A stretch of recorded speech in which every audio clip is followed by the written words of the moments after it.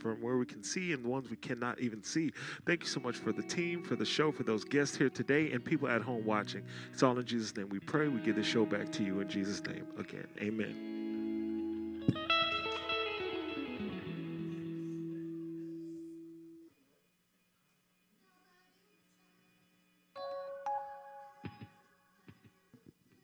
We are live, people with microphones in the back.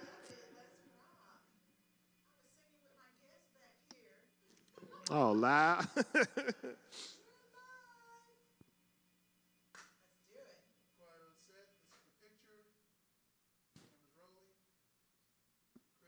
First action. Thank you so much, brother.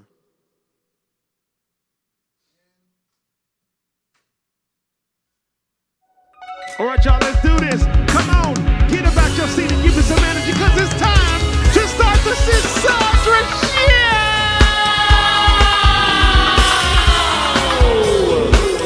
Oh, yeah.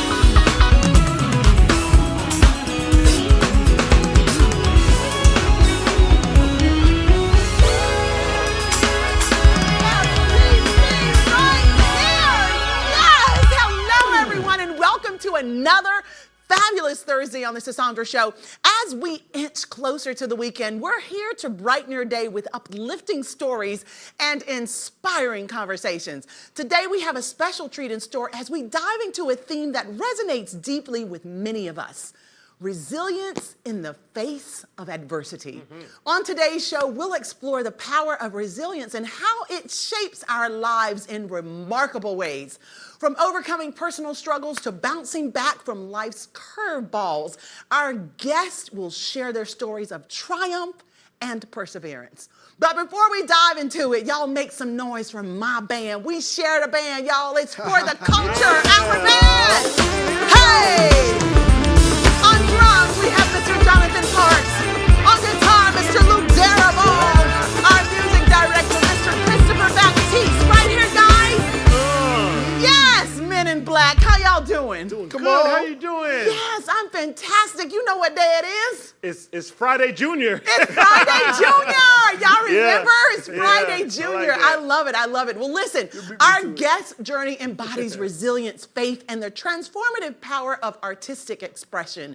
Despite facing adversity growing up in Fayetteville, North Carolina, he excelled academically and pursued his dreams at Duke University, y'all. Right. However, his success was accompanied by struggles with depression and anxiety, leading to suicidal thoughts. But through prayer and poetry, he found solace and strength. His story serves as a powerful reminder that even in the darkest moments, there is hope and a reason to press on. Y'all, please welcome out to the Lavender Couch, Keith Edward Sowell. Yes! Come on now! Keith! Yes! Come on! Yes! Welcome to the show! On this side! All right? Please have a seat.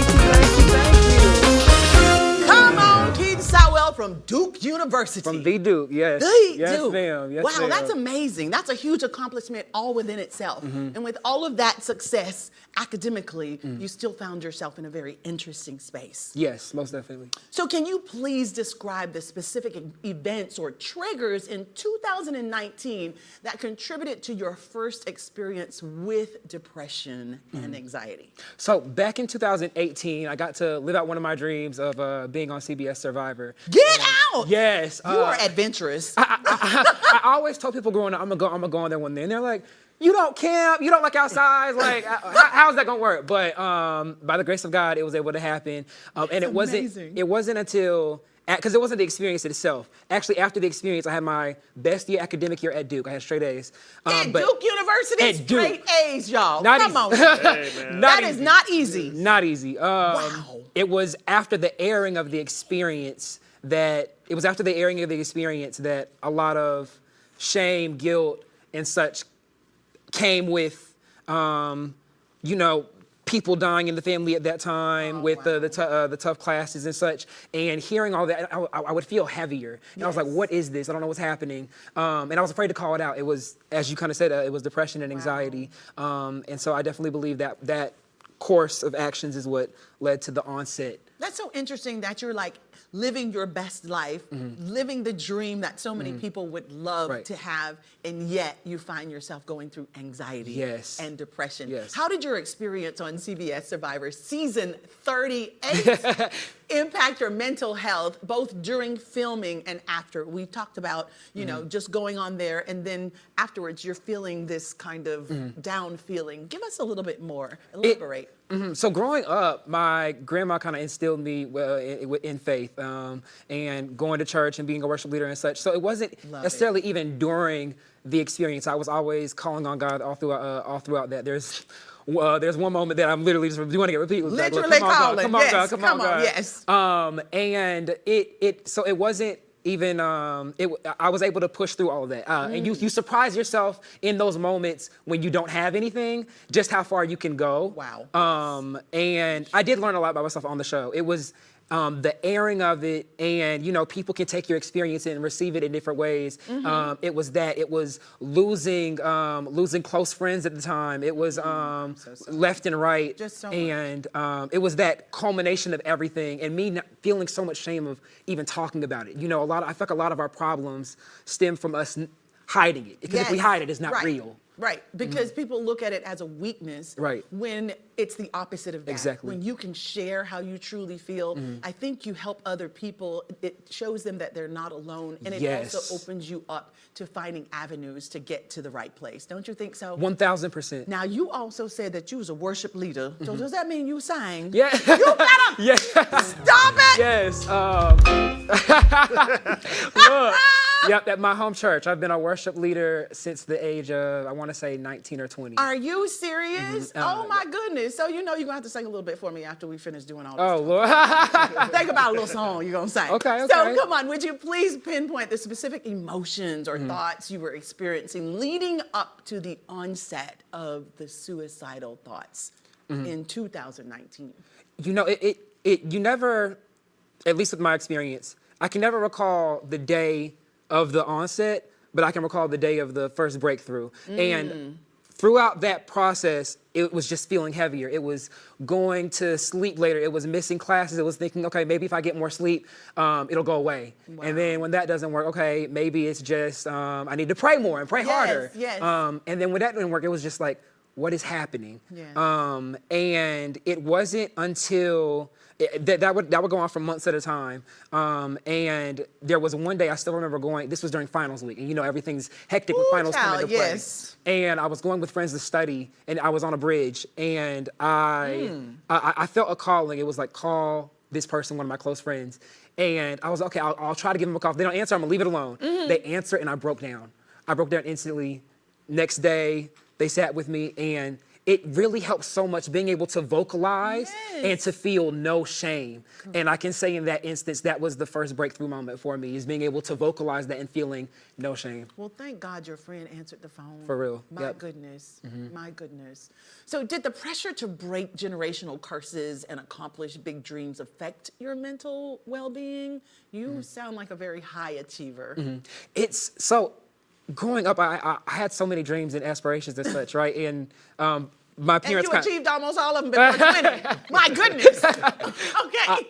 My parents, like, they definitely... I'm the youngest of four. And so by my point, they're like, no, you're focusing on school. You're not doing nothing. You doing this, this. Right.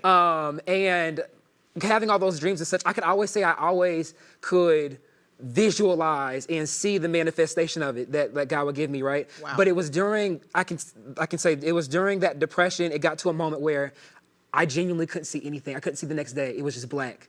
Wow. And every day felt like it could be the last day, and I actually prayed for it to be. And those thoughts of like, God, I don't want to go out and sin, so take me, go ahead and welcome me, let it go ahead and end, right? Wow. And that's what made it so challenging, like not knowing about it, not knowing what it felt like. You know, nobody talked about it really. Right. Like, you know what I mean? Growing up, big taboo. Like, exactly. No. Quiet, right? Keep don't it cry. Under the rug. Don't. Yes. Yes. Yep. Exactly. Big girls don't cry, and men don't cry either. Exactly. It's like, come on. So how do we deal with this? Even Jesus. Right. Even Jesus. What? Men, big women, such, they cry. It's just that they don't talk about it. It's in secret. And so then no one else feels like, well, if they're not talking about it, then why should I, right? Right, exactly. And issues love isolation. Issues love They love isolation. That's deep. They love That's isolation. powerful, all in itself. So how has being a spoken word poet and performer impact your mental health?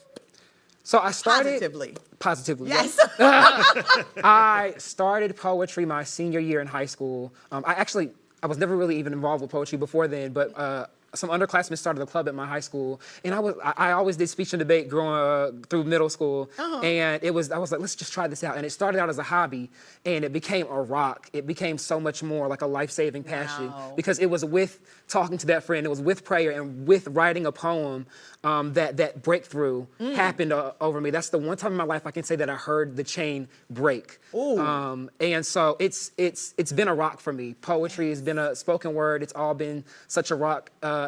My main mode of expression. You know what I mean? When I can't talk things out, I can write it. Yes, that's how I feel about singing. Yep. Everything I can't say when I'm talking, just give me a song. Yep. I'll sing it to you. All day, any day. Listen, my mama used to say, "Sing me happy." I love that. Sing me happy. Yes. So looking forward, what strategies do you have in place to continue managing your mental health while pursuing your passion for spoken word and performance? I feel like it's important also with our passions and talents and such to not exploit ourselves. Yes. And so while it's been such a healing and therapeutic response to write the poetry and the performing and such, self-care is important.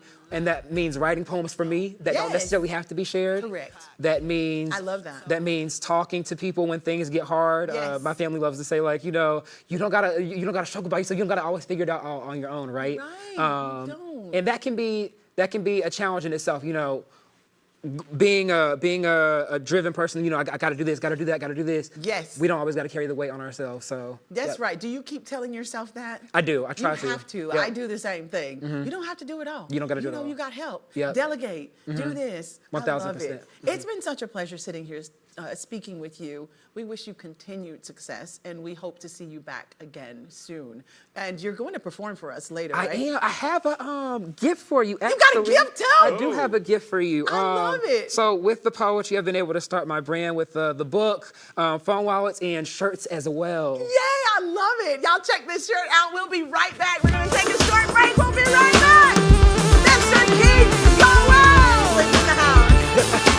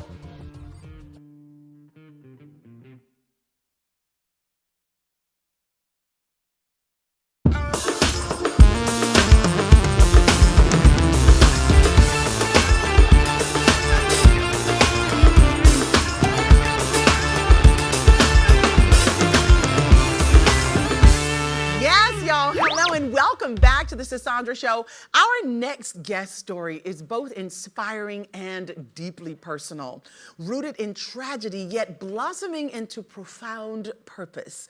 After the devastating loss of her father to gun violence, she channeled her grief into action, establishing a scholarship foundation in his honor. Y'all, please welcome to the Lavender Couch, Miss Khadijah Butler.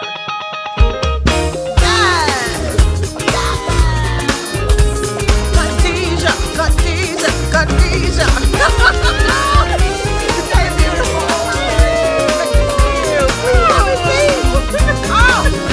yes! If they ain't got no shoe cam, I'm gonna scream. Look at these pictures. I love them. How are you? I'm good. How are you? I am fantastic. Thank you so much for joining me today. Thank you for having me. You don't look like what you've been through. No. Ain't God good? Thank you. Yes, indeed. So if you would please share more about the personal journey and emotions that led you to establish the I want to say Mr. Craig D. Butler Scholarship Foundation after the tragic loss of your father. I think it's interesting because you never know when grief is supposed to stop. Right. And so there was just something in me that said if I was going to start something, I really wanted it to be meaningful. And so the book and the scholarships, all these things kind of came out of God and purpose because I was not expecting to do any of it. I'm like, a nonprofit? No, not a book. Right. None of that. So I just followed what was within, and I feel like a lot of it is him just within me. That's beautiful. Such a great purpose to Yes. do what you're doing. Your book, Laying the Foundation, Brick by Brick, seems like a very valuable resource for those inspired to start their own scholarship foundations. Could you delve into some key insights or advice you offer in your book? Well, the biggest thing is it's the only book of its kind on the market. Wow. It was so many things that I couldn't find when I was starting my scholarship foundation. And the biggest thing, well, on top of that was how to run a scholarship foundation, what type of nonprofit I wanted to actually start. But I think the other part is it was also a healing tool. Like there would be moments when I'm writing it and I knew that it could be a source of survival for someone else. So some of the biggest takeaways are just some of the things that I've done wrong, like not hiring a lawyer at the beginning when I actually started the nonprofit. So important, yes. So it's just knowing also when to reach out to the colleges. Like there's a load of information in there. That's amazing. Good I don't and bad. think there's any book out there like that because I know when my father passed away, we wanted to do a foundation scholarship for him as well for students. And it was just like, where's the information for this? So this is so awesome. It will be helpful to so many people. So being the only Black-owned, women-owned scholarship foundation in Philadelphia is absolutely remarkable. Congratulations. How do you believe this unique perspective shapes the support and opportunities you provide for students? I mean, I really feel like I give them wings. Like them seeing someone that looks like them affirms them that they can do what they do. And it's like I'll always say I brag different because like the way that these scholars show up, you're talking about 3.9 GPAs. Wow. Our last scholar got $1 million in scholarships. Are you serious? Yes. So it's like you think that it's not I'm going back to school. I'm just kidding. Go ahead. That's amazing. You just think it's not possible, but it's important for me to shine that light. Yes. Because, again, everything bad happens in Philadelphia, and I just want to change that narrative. Thank you for that. Thank Because you. we do know that there are good things in Philly. We Yes. love Philly. And y'all got Jilly from Philly too. So come on. So would you please elaborate on how your foundation's work specifically addresses the challenges faced by African-American college-bound seniors in Philadelphia, particularly in the aftermath of gun violence? So with the scholarship, we have our inaugural program where we provide 2 $1,000 scholarships to Philadelphia students. We just expanded to the full state of Pennsylvania. Wow. We want to try to expand to South Jersey because there's some pockets there Yes. that they need the help as well. But we also have other key programs where we provide scholarship workshops to parents of low-income students. And then we also attend anti-violence events. So I'm at the annual MLK event. It's just a ton of things that we're doing for the community. community. That's amazing. That's amazing. That's a great way to help improve and impact your own community. In what ways do you hope your foundation and its initiatives contribute to reshaping the narrative of Philadelphia, moving beyond its association with crime and violence? Like you say, when people think of Philly, they think of, ooh, Right. crime and violence. And Right. we know that there's more there going on, and you are a positive constituent in that area. I think the biggest thing is shining a light on them to let them know that your potential is actually boundless. And not to mention, it's about narrowing that gap. Like, it's the one thing I do talk about in the book is that African American students graduate at 50% less than those of other races. So for me, I'm not going to stop until I continue to highlight every last one of those. I love it. You look like you are committed. Yes. Loving it, Yes. loving it. So beyond financial support, how does the Craig D. Butler Scholarship Foundation foster a sense of community and empowerment among its recipients? So the one thing we started doing this year at the MLK event is really providing community service events for some of the scholars, and also just if you want to just help out, so if you want some community service hours, if you want to come and participate, if you want to help, that's always a really big thing. But I think the biggest thing is just being seen. Like, there's so many times they'll come up to me after a workshop or just pointing them in the right direction. So it's really just about giving them that information and just letting them know that I'm here. Call me, text me. I'm going to be up because I can't sleep. Right, anyway. I care about you. I'm not going to bed. Call me, I'm here. I love it. That's so awesome. So beyond financial support, could you speak to any notable success stories or transformative moments that have emerged from the work or your foundation, highlighting the impact it has had on individual lives and the broader community? I'll say anytime, so once our scholarship year is over, we receive testimonials. And anytime our students or our parents, they will physically call me and say, you don't understand the amount of for spine that you gave to my kids to want to apply more, to remove that level of hopelessness. Like, they won't even seek the scholarship out because they feel hopeless. And so getting those phone calls and receiving their grades is enough to say, thank you for investing in me. Like, so it's literally, I'm crying, like, these are my babies. Like, that's just how I, think of them. And so knowing the impact that it's making on their lives, it's undescribable. I'm sure it is. I'm sure it's extremely fulfilling. So it's been a pleasure speaking with you. Thank you so much for joining us. To our audience, y'all, before we fade to black, the spotlight must come out. Y'all, so please welcome into the spotlight, Mr. Keith Edward Sowell.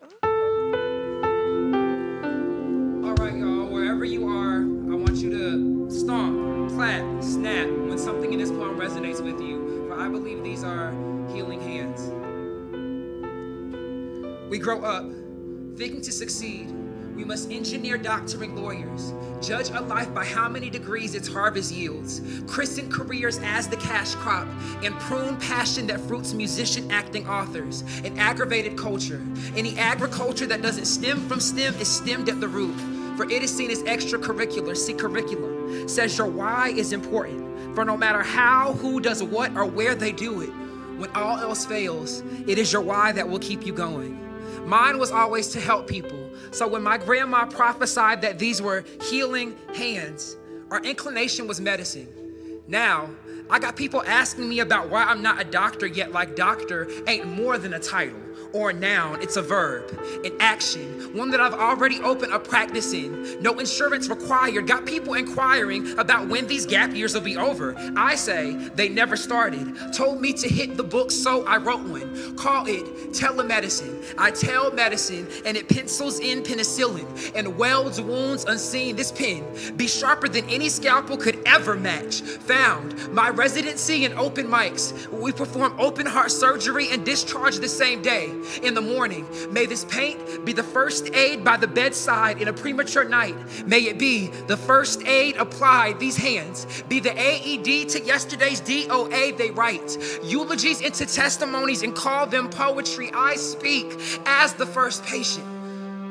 When I was hanging by a thread, my demons shadowed me like it was their job. I learned that no amount of job shadowing can revive a gallows. Judgmental fundamentals bellow. They remind this fellow that medical will leave me in debt, yet quicken me to get casket ready. But I've seen poetry pull me from death, of course. It wasn't in a course, but a rehearsal where I learned to nurse my hearse back to life, a full 180 degrees. I decree it's only one letter from the MC to the MD. And if the C and D are adjacent in the library, then medicine will be to my right when I'm ready to take it off the shelf. See, my grandma taught me right, so now I write. She taught me that in the beginning was the word. So when I'm asked what these words gonna do, I'll say begin. What money can't comprehend, I'll seize what prestige can't pretend to be. Because the healing doesn't start at the reception desk. Nah, it starts with these healing hands. Thank you, thank you, thank you. Y'all give it up for Mr. Keith Edwards Sowell. Thank you so very much. That was so powerful. These healing hands. These healing hands. Beautiful. Where can we find you? On social medias, at every single one of them, Keith Edwards Sowell, and then on my website, kesowell.com. Thank you so much. Well, it's time for us to go to our viewers. Thank y'all so much for joining us for the culture. Chris! We out of here. Everybody at home, come on. Here we go. Here we go. Just scan that QR code at the bottom of your screen. Because we've got so much more exclusive content for y'all right here, only on the Sisaundra Show. Thank y'all so much for tuning in with us, spending some time with us on the beautiful Camarosa set, and all of our beautiful guests. So until next time, stay beautiful, be good to one another, and tune in again to the Sisaundra Show.